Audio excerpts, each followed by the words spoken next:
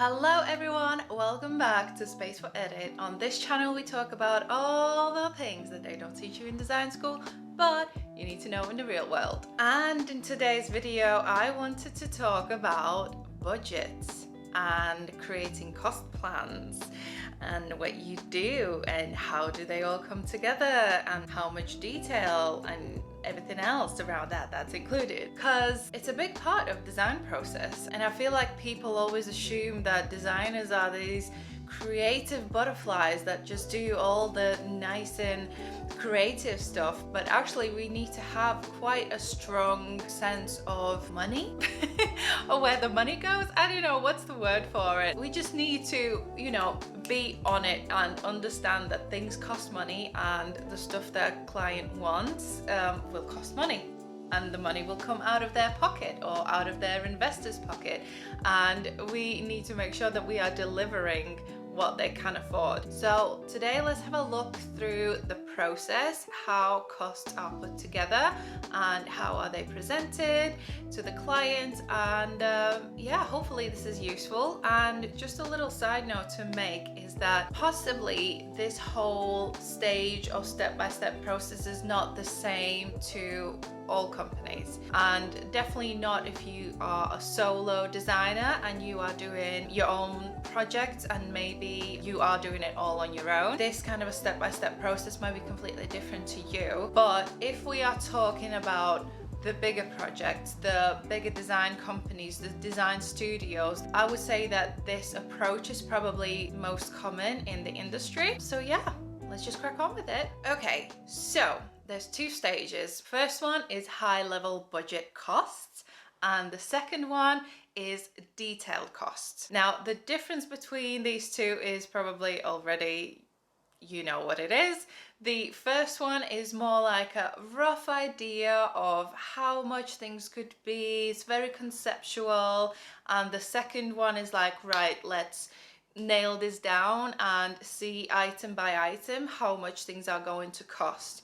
Now, there you can see why maybe this approach will not apply to a smaller design company or a single designer, because you might be creating that second stage cost plan straight away and presenting it to your client straight away.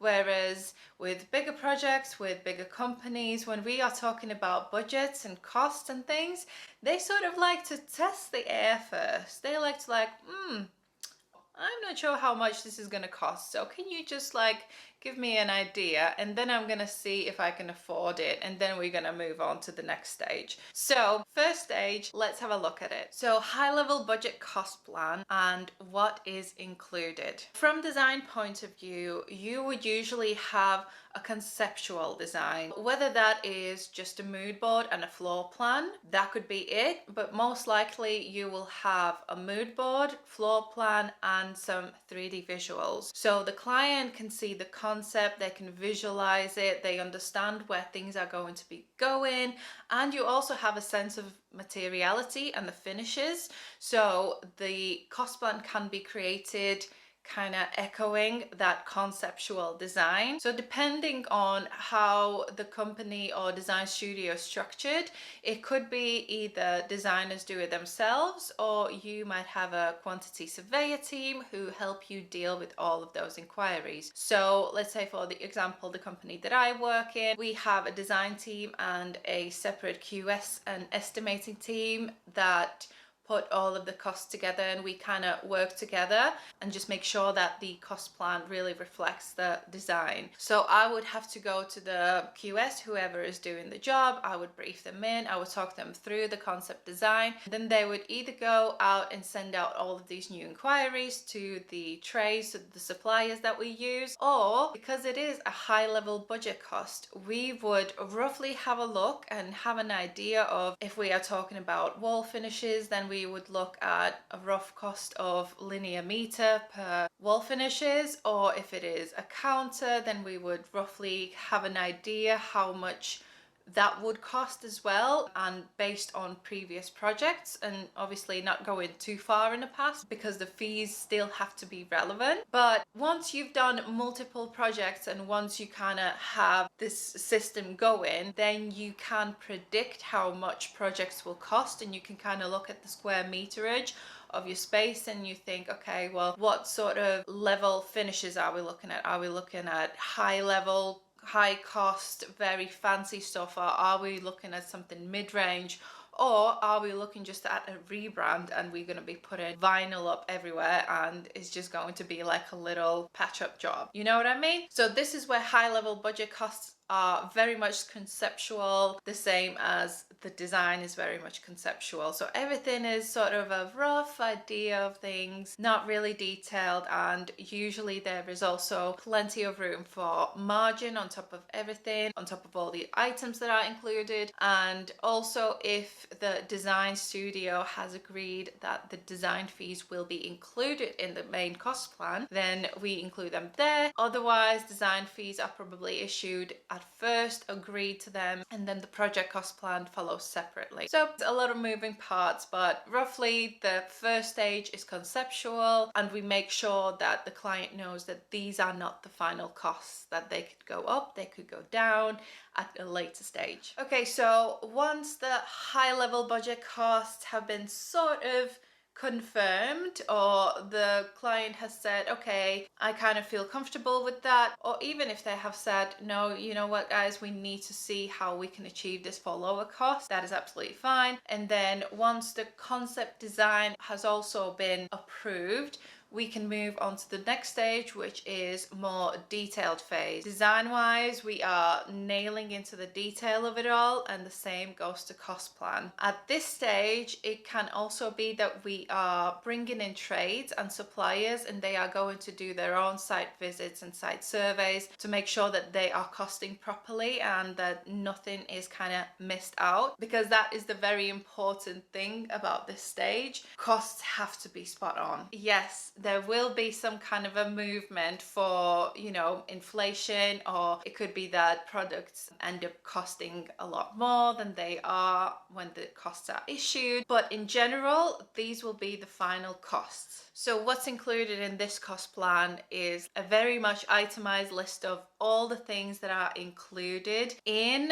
the scope of works that that the design studio have agreed to do. So for example, we as a studio have taken on this project and we have agreed to supply the furniture, do the decoration work, so the floors, the ceiling, the walls, but we have not agreed to do the building works. So if there are any like new walls needing to be built or mezzanine levels needing to be built, we are not doing that, okay? And that's what's excluded from this job. Or it could be that plumbing and electrics, we are not taking responsibility of that. We will give guidance and we will give enough detail for those trades to come in and do their job, but we are not taking responsibility and we are not absorbing those costs. Does that make sense? So very much of a going through with a fine-tooth comb kind of a approach. We basically have all of our designs detailed. This is where a detailed drawing pack comes in place as well. We need to do that before we can do the detailed cost plan. So there's a lot of pressure usually after the concept stage because there is not much time to do all this. If it's a bigger job, you can imagine that there's so much to detail and there still needs to be a double the time to cost it all and to get the prices and make sure that everything matches and we are allowing for enough margins on top of every single item, because at the end of the day, this is business. Everyone needs to make money, everyone needs to make dollars, and this is one way how design studios, designers make money, by putting up margins on every single item. And I feel like this could be a little bit controversial if the client does not understand how this works, but like I said, this is business and this is how business works.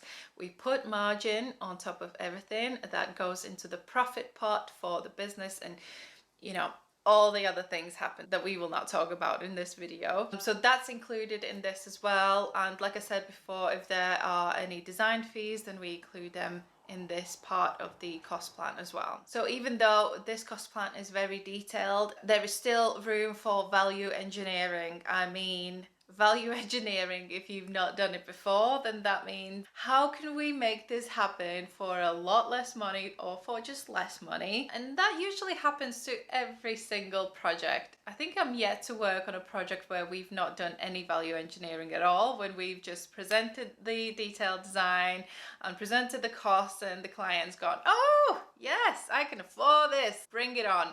No, that's still yet to come, because there's always going to be some kind of a changes, you know, from conceptual stage or from that initial meeting that you met your client and you took the brief. Maybe things have changed along the way. They could have found someone else to do a certain thing, so you need to take that out of your cost plan. Or maybe they've decided that they're going to search for their own furniture, they're going to supply their own furniture, so you need to take that out of your cost plan.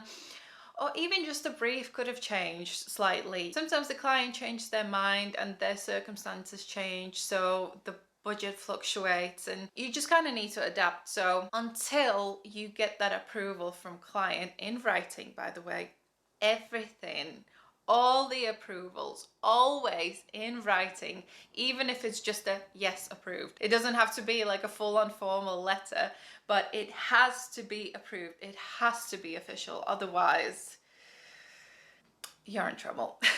I guess another little quick thing to add is the fact that when we get quotes back from suppliers, so from your trades or from furniture, from lighting, whatever, there is always a time frame that you are working with. So it's usually the quote is valid for 30 days after the issue. This means that the prices can change and they are covering their own back. So what the design studio do as well is include this in the small print. There's a lot of small print that goes with these cost plans as well. If you've seen any of my T's and C's video, if you've seen that video, or if you've seen the one video where I break down the cost plan of a certain project, then you will see how much is included in the small print. You have to cover your back. Everyone has to cover their back, and it has to be black on white, and it can't be just like, okay, you're gonna do this for me. Oh yeah, we're gonna do that for you. It can't be that sort of scenario. It has to be written down and it has to be official. So that is that. That's the little breakdown of a cost plan. There's obviously a lot more detail and a lot more work that goes into it, but I hope this has given you a little bit of idea of how this part of the design process is done. Like I said, it's a massive part of the project and it's a massive part of interior designers' profession, and just like the job description, I guess. So it's not talked about enough. It's almost like we are so carried away with the creative side that we forget that this is a real business. This is real life stuff that we are working on. If we look at who does all of this, usually it's the midweight and senior designers. And like I said, maybe the QS team that put this plan together. Juniors don't tend to get involved. They might get asked to do a bit of specification. So, you know, like given a bit of extra hand, but to do these cost plans, you have to have a certain amount of responsibility onto your name. So if you mess up, then, you know, it's going to come back and bite you. So, but if you're a junior designer and you see these cost plans being put together, definitely keep your eye out and keep your ears open, because these are the skills that you will need later on when you want to step up that ladder, and you will be prepared. You will know what to do and how to maneuver in these situations. A lot of maneuvering. Yeah, a lot of that. Okay guys, that's it for today's video. Hope this was helpful. If you have time, stick around for these videos. If not, drop me a message on Instagram. Let's have a little chit chat. And yeah, I'll see you in the next one. Thanks for watching.